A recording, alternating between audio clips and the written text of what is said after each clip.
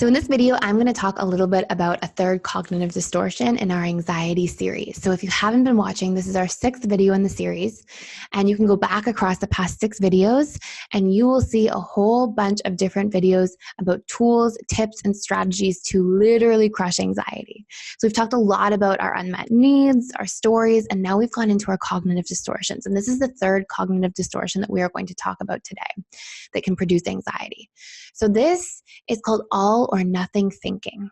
And all or nothing thinking is when we start to look at things in only black and white and we omit all the gray areas of an issue or problem.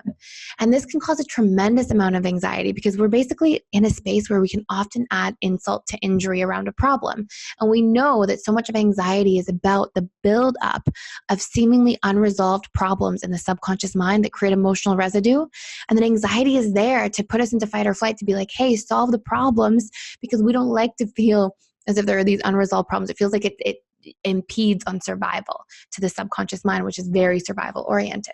So what we want to do with this is that we want to notice when we start black and white thinking, and we want to create some solutions. I'm going to tell you how to do that. So first and foremost, a couple examples of this are things like when somebody does something where they go, I'm not going to drink alcohol for a month, and then they drink on day 14 or whatever. And then they go, oh, I drank, I might as well just keep on drinking. Or sometimes I see this with people who are trying to eat very healthily. It's like, I'm going to be a really clean eater. And then the moment they eat one thing that breaks their clean eating, they'll go, oh my gosh, I ate a muffin at breakfast, I might as well just eat junk food for the rest of the day. And we get into this all or nothing thinking. And the problem with this is that these are often very self-defeating patterns, if not almost self-punishing patterns underneath the surface. It's like, oh, I screwed up, so I might as well just punish myself more or hurt myself more with this bad food or the more alcohol or whatever it might be. Sometimes I see people doing this in the form of yelling. I was trying to be kind to somebody or to my partner and I yelled, and now I might as well just keep yelling, like, who cares? And we keep holding ourselves at a lower standard than we'd actually like. And again, this just creates this buildup of problems in the subconscious, and we start feeling helpless towards ourselves. And these feelings of helplessness are going to produce a lot more anxiety because we feel like we can't win against our own behavior.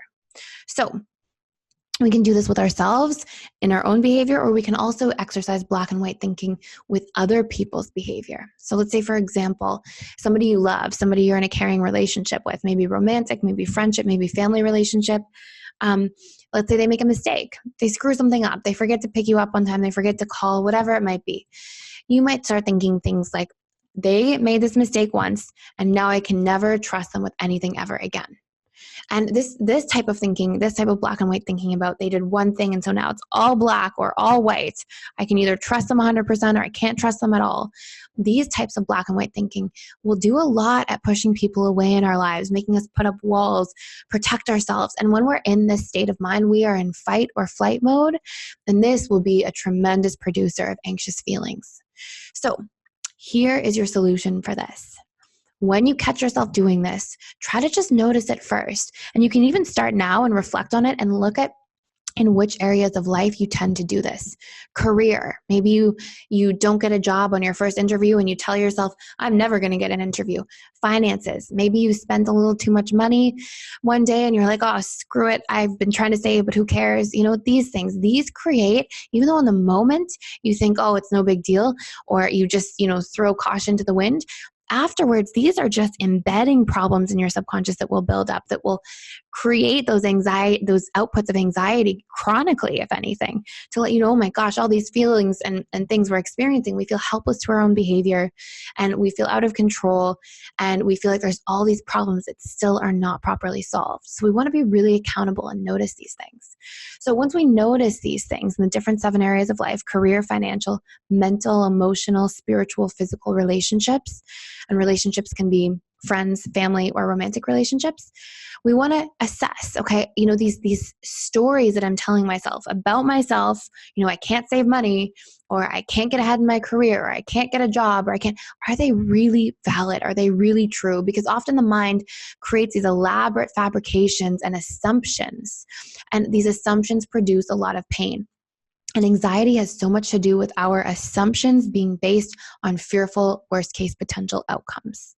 So once we've questioned these stories and we've really brought our conscious awareness to our subconscious mind's fabrications, then we want to ask yourself, if it's about other people, you want to ask yourself, have I ever made this mistake that I'm judging and fearing in other people? Could you improve? And also take yourself out of black and white thinking towards yourself. And in order to do this, you want to be gentle towards yourself when you go into black and white mode. So if it's, I just broke my clean eating, I'm going to just throw caution to the wind and binge eat a whole bunch of junk food. Remember, that doesn't feel good for you long term. That hurts you. And instead of trying to repress and control your behaviors, notice that you're black and white thinking and ask yourself, how can I adopt a better middle ground here? What's one step I could take to move more gently in a positive direction so that I'm solution oriented instead of constantly focusing on and thus feeding the problem? And we might want to start with forgiveness here. Hey, I made a mistake. It's okay. Things are going to happen. I'm a human being. This is what happens in human beings' lives. And let me just be gentle and try to just salvage what I have left for the rest of the day or the rest of the week or in this relationship or whatever the situation might be. Be gentle, forgive yourself, and then salvage what you can.